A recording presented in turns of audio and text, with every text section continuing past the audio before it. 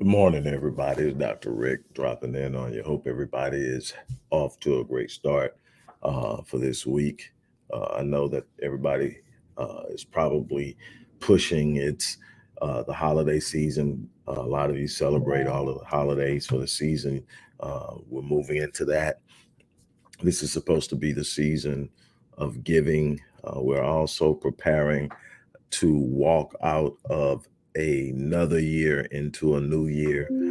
Time is constantly moving. And so I want to encourage you, no matter what you're doing, no matter where you're at, no matter what you're going through, I want to encourage you to stay focused, stay committed, know where you're headed so that you can calibrate your movement because life is going to consistently push against you. There's going to be a constant push and pull of opposition. That's that's the tension within the continuum that you're traveling. That's simply a part of life. Make sure that you are focused, make sure that you have your mind set on what you want, and make sure that you're consistently working toward it. What I'm telling you is it pays off. Now, before I get started on what I want to talk to you about this morning, look, I'm excited. I've been telling you about this new program that I've been working on for 3 years.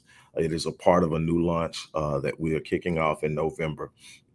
That's a part of the Visionetics Institute, which is a subsidiary of Rick Wallace Enterprises. I am so excited about the work that I've done with people over the last 2 decades, but definitely in the last 12 years, where we've evolved to where we are now at the Visionetics Institute in helping people achieve the highest level possible in what they're doing in their life.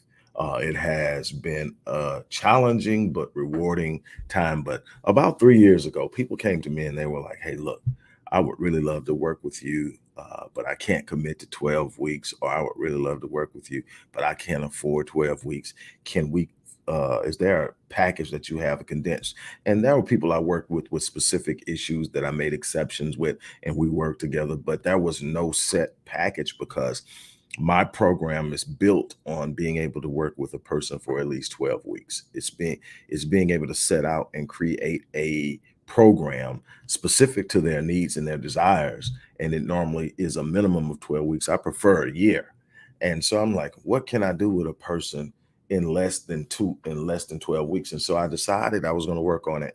And I came up with a system. I designed a system that will work. And initially, when I announced it last week, the name of the program was Savage in 6 Weeks. We've reduced it now to just simply Savage in Six.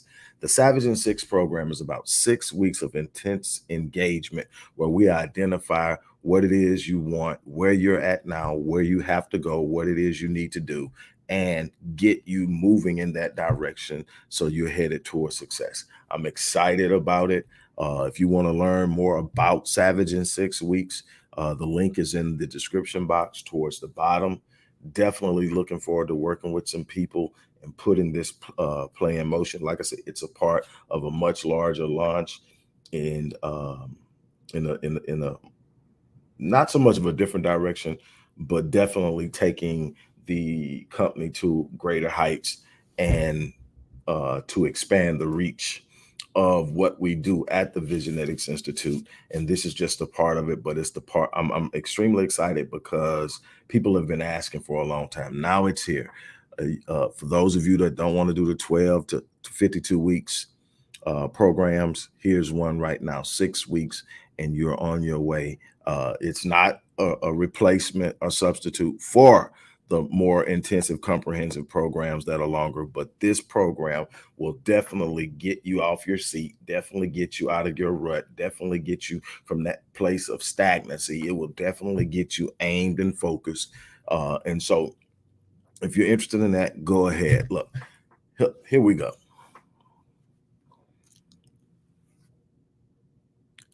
I talk to a lot of people um, doing what I do on a daily basis. Not all of them are clients. Some of them people just I just come in contact with. Some are people that strike up conversations with me. Others are people who know what I do and sort of kind of come at me and ask me questions. And one of the things that I have been able to determine is that most people want something better out of their lives.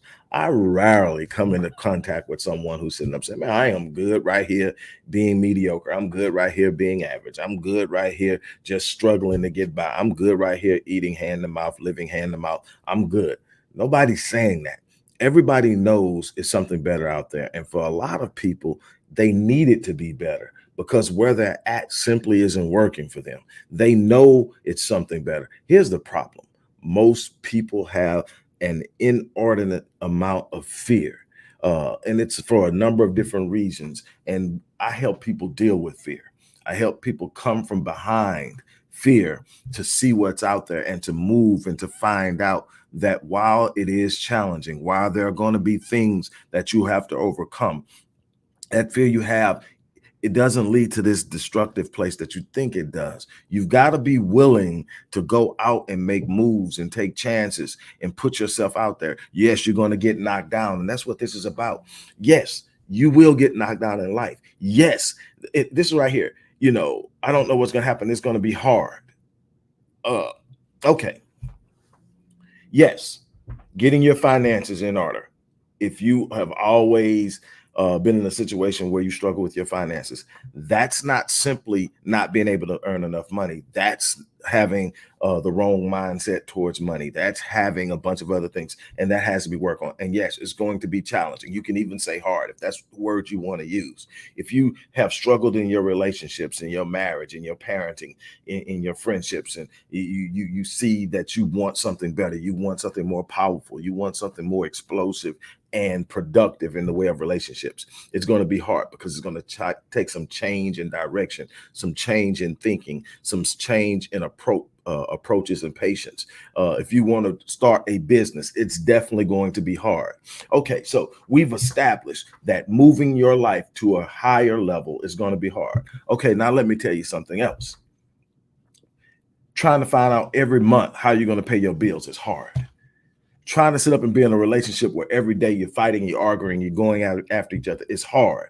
Trying to sit up and work for someone that you absolutely hate is hard. Let me explain something to you real simple if you didn't get it. Anything you do in this life, you're going to find that you're going to be in a place of hard. Now, the question is, what hard do you want to choose? Do you want to choose the hard where you have no control? Do you want to choose the hard where you're just simply moving along and getting along? Do you want to choose the hard where everybody else is in control of how you move, where you go, and what you do? Or do you want to go for the hard where you start to live in a place of autonomy? Do you want to go for the hard where you get to start making some decisions and some choices and enjoying life? It's about going and doing something. You're not going to avoid the hard. You're not going to avoid the different. You're going to get knocked down in life. Whether you go out there and make something happen or something makes you, it's going to happen. Here's the thing. Life isn't about whether you get knocked down or not. You can try to avoid it all you want to, but you're going to end up knocked down. The problem is if you don't start moving on life and life starts to move on you, when you get knocked down, it's going to be real hard to get up. See, if you start moving on life, if you start making some decisions, if you decide that, hey, this is what I'm going to do with my life, and you map out a plan and you stand up and you go for it. I can tell you from personal experience. You're going to get knocked down. You're going to experience some delays. You're going to experience some setbacks. You're going to have some frustrations. You're going to let them go, man, I didn't expect it to take this long. That's when you've got to hunker down. You've got to keep going. But what I can tell you is when you get knocked down, you will have the fortitude to get up. You will have the wherewithal to get up. You will have the energy to get up. You will have the power to get up. You will have the force to get up. Why? Because you understand your why, you know where you're going, and you are in the driver's seat of your destiny. No one is controlling it. You're getting up. You can't control the external forces in your life. Some things are going to happen completely out of your control. That's not where your focus needs to be. Where does your focus need to be? Your focus needs to be on everything you have that you can control. What can you be doing? What should you be doing? Those are the things that you should be focused on.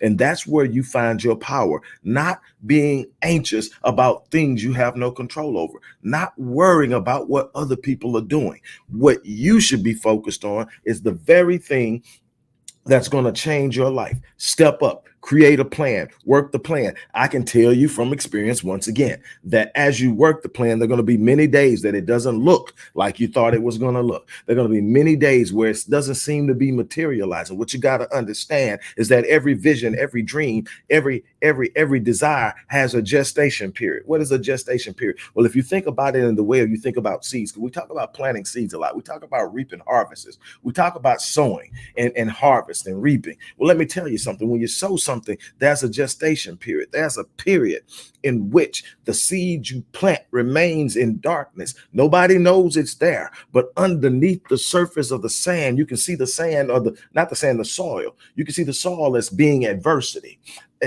It's covered in darkness. You can't see it and it can't peer out. But what's happening is it's pulling on the nutrients of the pressure. It's pulling on the nutrients within the soil. It is literally preparing itself to explode. Don't quit on your vision because it's in the gestation period. Don't quit on your dream because it's in the gestation period. Don't stop working because you can't see it. All things start out when planted in an unseen position. You got to trust that what you've planted and what you're watering and what you're cultivating is manifesting underneath the surface of adversity. And when the time is right, it will emerge out of the darkness into the light and present itself as a mass manifested reality. But you've got to trust that what you're doing is what is going to pay off. Too many people quit before the dream. They quit before the breakthrough. They back down and cower. Some of you are afraid of getting hit by life. Let me tell you, life is going to hit you. What you've got to know is you're going to have to learn how to hit back. You're going to have to learn how to take a punch, and you're going to have to learn how to throw a punch. I'm not talking about physical fighting. I'm talking about spiritual warfare. I'm talking about knowing when you need to stand up and gird yourself, knowing when you need to stand up and hold your position, knowing when you need to press forward, even though you don't feel like it. It's not about what you feel like. It's about what you're committed to. Man, I love the process. And I love discovering the process of how a lump of coal becomes a diamond. It's under immense pressure. It's under this immense pressure where it's being pressed together and squeezed together and squeezed together. And this same type of pressure is known to bust metal pipes and cause machinery to explode. And that same pressure, though, is pressing down on the coal. And it's pressing down. And the coal in its original form is breakable and pliable, and it can be destroyed. But as the pressure presses down on it, it becomes something different because it was able to withstand the pressure. It now becomes a diamond. And once the coal is converted to a diamond, it can no longer be broken. It withstood the pressure. You got to learn how to withstand the pressures that are coming at you long enough to be forged into something that's unbreakable. That your focus is unbreakable, that your stance is unbreakable, that your vision is unbreakable, that the path you're taking and the position you're taking is unshakable. You've got to allow the things that you are running from to shape you. It's not meant to destroy you.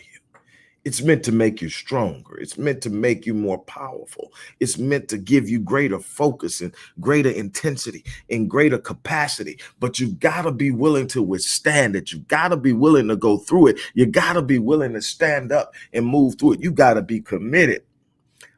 Some of you right now are going through the most difficult time in your life. Some of you may not be in the most difficult time, but you're in a very trying time. And you don't see an end to what you're facing. Stop waiting on the light at the end of the tunnel. Did you know you have the power within you to stamp an expiration date on your problems. You have the ability to declare that this is the day that the change begins.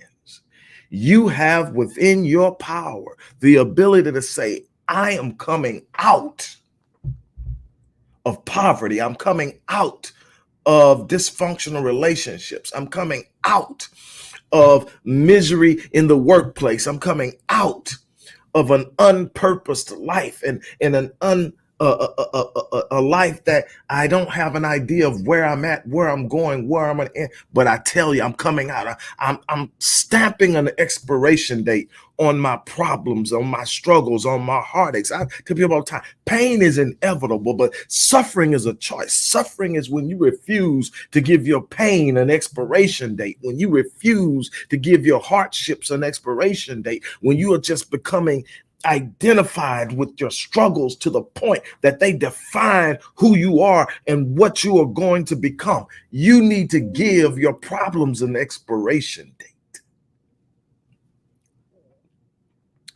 And when you do that, you need to reach up on the shelf and take that dream that you had shelved off the shelf, dust it off, and center it on the mantle.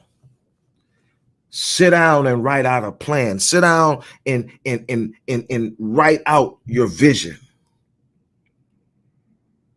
Set some goals with time stamps on them. Come up with and devise a plan of how you're going to walk it out. And then start walking. Walk through the fear, because God placed everything worth having on the other side of that fear. Walk through the pain, because everything that's valuable and long-standing, God placed on the other side of pain. Walk through all of the things that have held you back and caused you to procrastinate. Set your mind on higher things and then celebrate your progress. I'm telling you that you're not stuck where you're at, but you're going to have to walk through it. You're going to have to be bold enough to stand up and push through it. That's my challenge to you today. Walk it out. Put an expiration date on those problems, on those hardships, on those worries. Declare today is a new day. Hold your head up. Speak the words of a positive nature. Speak power. Speak breakthrough. Speak abundance into your life. I challenge you to do that. You've heard me say it countless times. I live my life on full. There's no doubt in my mind that when I leave this place, I will die on E and I will leave a legacy that will speak of me, because I refused to quit. Not because I was better than anyone. I just wouldn't quit. Not because I had a silver spoon in my mouth. I just wouldn't quit. Not because I had all the answers. I just wouldn't quit.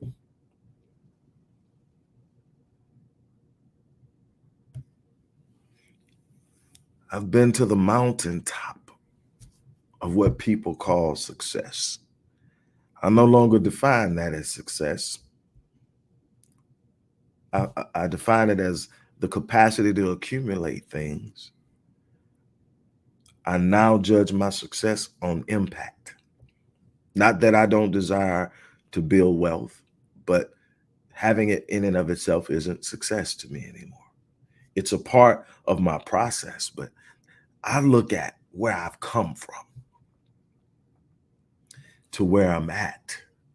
And the journey alone tells me that I've moved, I've made progress. And in that progress is success itself. I'm challenging you, live up to the level of your design. Start to walk in it, start to live in it. On that note, I'm gonna get out of here. As I said at the beginning of this, I'm excited about what we're doing with the Savage in 6. The Savage in 6 is 6 weeks of intense engagement and preparation for you to literally look at how you're thinking, look at how you are moving and operating in the world, and to determine where you want to be and what you want to do.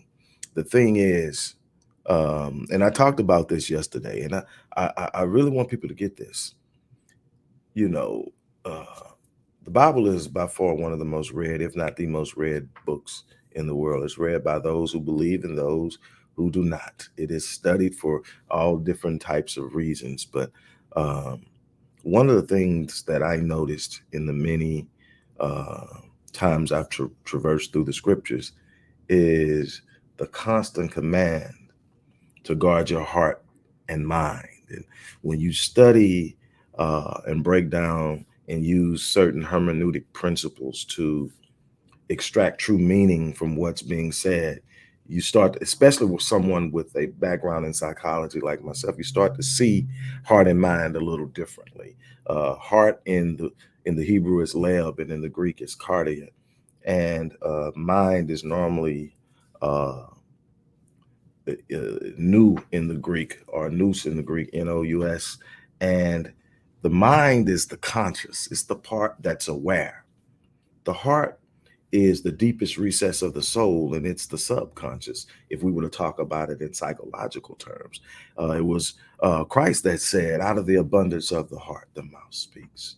It was Paul that says, we war not according to the flesh, and said that the weapons of our warfare are spiritual and mighty in God for pulling down strongholds, casting what? Down arguments. What are those? Those are the thoughts and ideas and suppositions of that are coming from external forces that are moving against your belief, your faith, and the things that you have established and declared in your life. It says cast them down. It says put away. When you hear old heads from the church talk about I rebuke it, they're casting it down. They're saying you're not even allowed to speak it in my presence. You're not allowed to suggest it in my presence. You are not allowed. The people that have been around me a long time will tell you one of the quickest ways to get dismissed from my circle is to tell me or someone in my circle to be more realistic.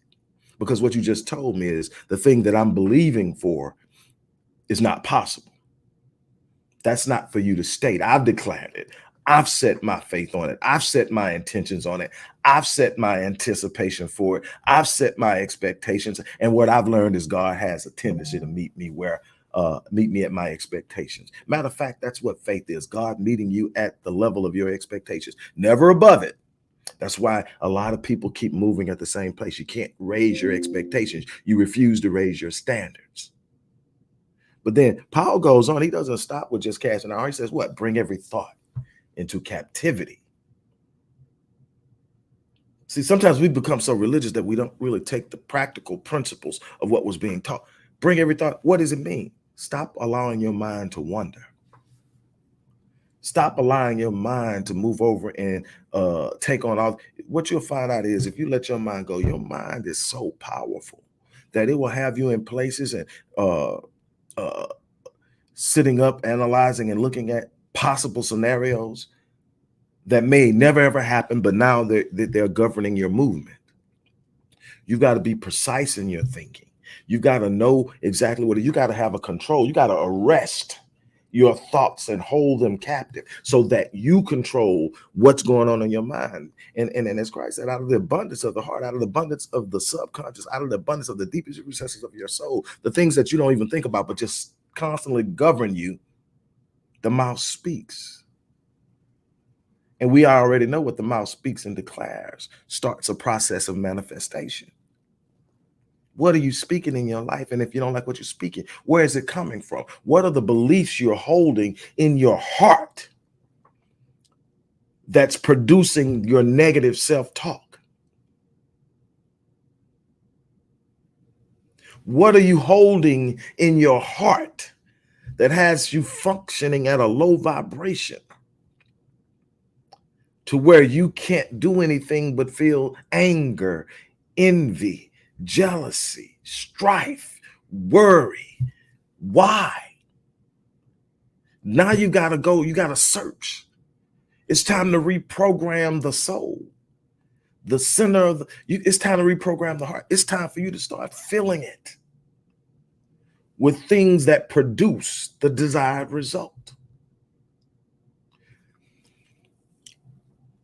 I am reading and studying something that I'm not going to reveal now because I really want to just truly immerse myself in it. But there's this thing that's said in this book I'm reading, and it's crazy because the way the book is written as if there's a conversation going on between one person and the devil.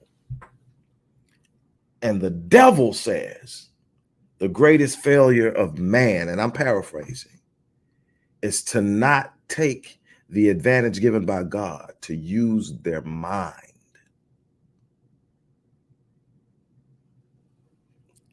And when I think about it, we have the mind of God in more ways than you can ever imagine, and we fail to use it. We constantly find ourselves drifting off into spaces that create problems because we're not arresting our thinking.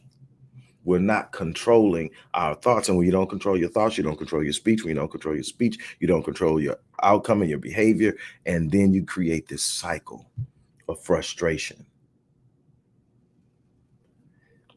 And what I can tell you is, and this is probably going to frustrate some of my Christian believers, but you can't, in isolation, pray yourself out of a process that you are creating through your own thinking without first changing the thinking. Because the thinking will literally govern what you're willing to receive. It's a bunch of you that God has already given the answer for, but it's not coming in the way you think it should come because your thinking is off. And so you are resisting it. There are some things that you should be doing right now, but you're not doing it because your thinking won't allow you to receive what you need to receive in order to elevate your thinking in your reality. You actually have gotten this idea because religion will make you think it if you don't get into the word and study the word and understand. Religion will make you think all I got to do is pray. God is not a genie. The first thing you got to understand is you can't create situations in your thinking and your behavior, then turn around and say, God, remove it, and then it's gone. It doesn't work that way. That's not, I tell people all the time, one of the reasons you're so frustrated, I tell people, one of the reasons you're so frustrated is you're sitting down and you're praying for God to remove you from the giants that he sent you to slay. That prayer will never be answered in the positive because God is not going to deliver you from the giants he sent you to slay. He sent you over here. You're either going to do it or you're going to sit there and you're going to go through what you're going through, but you're not going to get delivered from it because you were sent here to do it. A bunch of you don't want to walk through the journey. A bunch of you don't want to take Canaan. A bunch of you don't want to go out there and do what you were sent to do because it comes with work. You're going to get bruised up. You're going to get banged up. You're going to get scarred up. But that's the price of taking possession of the promise. I didn't even mean to go into this part of it, but I just felt the need to. A bunch of you got the promise in front of you, but you don't want to take possession of it because you're afraid of the process. The problem is process always precedes promise. You are not going to get the promise without first enduring the process. Oh, so you make up in your mind what it is you're going to do. But I'm telling you, there's something magnificent out there because God didn't design not one of you for mediocrity, to be average, to just lay around. Circumstances, they come. I'm going to say this and then I'm done. Circumstances, they come. People are born into some bad circumstances. Some people were born into horrible families, horrible situations. Some people were born in extreme poverty. Some people were born in dysfunctional, abusive families. Some people were born to alcoholic or addictive parents. Some people were born into abundance of all those different things. But what I can tell you is, there's something on the inside of you that at a time and a place that will be an opportunity for you to break away from it, to grow out of it, to come out of the gang lifestyle, to come out of the criminal mindedness, to come out of the dysfunction, to come out of the sexual promiscuity, to come out of all of the things that have negative impact on you. And for the people who aren't Christians, I'm talking in a spiritual reality that God created that functions no matter where you're at and what you believe and how you believe. I'm telling you that Anything that is negative, it proves itself negative in the results that you produce. You can try it and you can buy into it and you keep getting the same results and you keep wondering why, because you're not going to, what's the word I want? You're not going to transcend the laws of God or the laws of how this entire world operates, the universe operates. God said it and it works unbelievable. And you can break it down however you want to. You can treat it real cliche-ish and religious. You can create it real practical. You can create it real esoteric, and it all still works the same. You can call it karma, or you can call it sowing and reaping. You can call it whatever you want to, but it keeps working the same. Millennium after millennium after millennium. So here's the thing. You're not going to stop it. So what are you going to do? You're going to have to sit up and you're going to have to come out of the way you think, and you're going to have to move into a new way of thought that changes your direction. You can't pray your way out of your destiny. Or no, let me change that. You can't pray your way out of your calling. Your destiny will ultimately be the destination you choose. But your calling will all be the same. You can't disqualify yourself because you were never qualified in the first place. You were assigned, thereby then qualified. And if you want to use a religious term, anointed, qualified and empowered. But you were first given this assignment before anyone knew you existed. It's been waiting on you. And until you move in it, you will never truly experience power. And everything you try will be frustrating because there's a purpose for you. And most people aren't walking in their purpose. So I'm challenging you to stand up and move in your purpose. Stand up and walk in it. You have something that the world needs. And it's in such great demand that who you are to this world is invaluable. And if you're invaluable, then you're in the midst of abundance. There's no such thing as lack. We created lack because we didn't understand the assignment. There's no such thing as lack in anything.